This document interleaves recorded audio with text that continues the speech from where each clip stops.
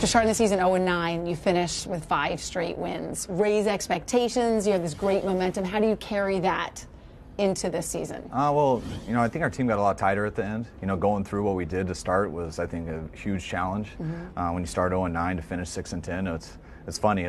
I learned that's the way to get people excited about 6-10 because it seems like we did a lot better because of the way we finished. But our team really believed, and I haven't been on too many teams that haven't been playoff teams to where you go in on a Monday at the end of the year and no one wants to leave. Everyone's kind of hanging around because we got a lot of confidence, but that gives you hype and things like that, but it really doesn't mean much. You got to start over when the group gets back. You got to work to rekindle that. It won't feel the exact same in April that it felt in January. It'll be different, but the more you work together, you bring in some new guys, whether it's free agency, the draft picks, and you just start grinding together, and it eventually happens, and you get right back to work. With Jimmy Garoppolo, he starts 5 games for you, 7 overall in his NFL career. How nerve-wracking was it to pay him $137 million? It's not nerve-wracking at all. It just is what it is. Well, yeah, it's hot in here, but no, that's just what it is. I mean, when you have, everyone wants to talk about the money and stuff, but if you believe you have a franchise quarterback, the money is, to me, it's just what they cost. I mean, unless you can draft one and have them that way for 4 years or 5 years, I mean, eventually if you have one of those top 10 guys that everyone's looking for, if you want one, you got to pay him. Well, you got him for a second-round pick. That was a pretty good deal, wasn't it? I felt very good about that. Yeah. So at what point, though, Kyle, at what point did you say, boom, end the organization? This is definitely a franchise quarterback. I think it started to happen more towards about the 3rd game for me personally.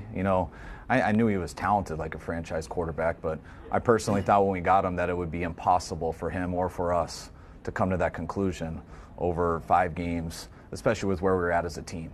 And him not having any familiarity with the offense. Right. I didn't think there was any way he could go in and show that, but each game he got better and better. And then versus Houston, he started off slow. That was the 2nd game. But the way he played for the next 3 quarters, and then he followed that into Tennessee. And it was really after the Tennessee game that you realize, all right, no one gets lucky like this each week. All right, this is who he is, and we're very excited to work with him. Well, it was a different system for him. New language, really, yeah. Right? And what was interesting to me is you had him on the bench watching, and he was suited up, ready to go. He was active, but you weren't playing him. Right. So what was your philosophy? What was your mindset? I'm going to play him when what? When we felt he was ready. And that's it had nothing to do with the other guy's performance? It had to do with that, too. I mean, CJ, we thought was playing very well, and we threw CJ in some positions he wasn't ready for. But he got thrown into it, and he had to. And I was very proud of how CJ, or excited how CJ played. You got a heck of a backup quarterback there, don't you? I know we do, and I think he's going to be a very good player. And he led us to that win versus the Giants. Right. Then we had the bye week. The ideal time was to put Jimmy in after the bye week. But we had just won our first game of the year the week before that. CJ played his best game of the year, and I was going to come back from the bye week and change that. So we're going to see how it kept going. And then as a team, we played really bad the next week. We were 1-10 at the time. And even though we didn't feel Jimmy was quite ready to be put in there, it was time to see, and the team wanted to see. I know our fans did. Everyone wanted to see, and it was time. So I was nervous for him because I knew he wasn't totally ready. He knew it, but he was up for the challenge. He went in, enjoyed it, and got better each week. I'm just so curious, what's the difference in feeling in San Francisco, around the team versus, it was really sort of a tale of 2 halves, right? Yeah. The way you started the season and the way you finished.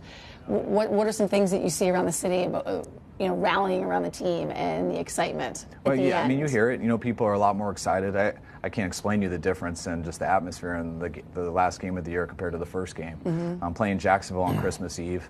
We're out of the playoffs, and we don't have a chance to go to the playoffs. And I think at the time we had 4 wins. And, it's Christmas Eve, Saturday night. I'm not expecting many people to be there. And that was as loud of a stadium as I've been at. And, I'd heard a lot of things about, the fans don't come to the new stadium. It's different. And no, we just had to start giving them some things to cheer about, and they were unbelievable. And so that second half of the year, you could feel it. Our players felt it. And it was a lot more fun going to that stadium. You did a heck of a job in your first year, and I will tell you, the Bay Area is buzzing about your 49ers. And then you got Gruden across the Bay, and they're buzzing about that. I think the Bay Area football is back with the Raiders and the 49ers. We're excited. Well We're done, enjoying it. Kyle. Great seeing you. Thanks for coming on. All right, thanks.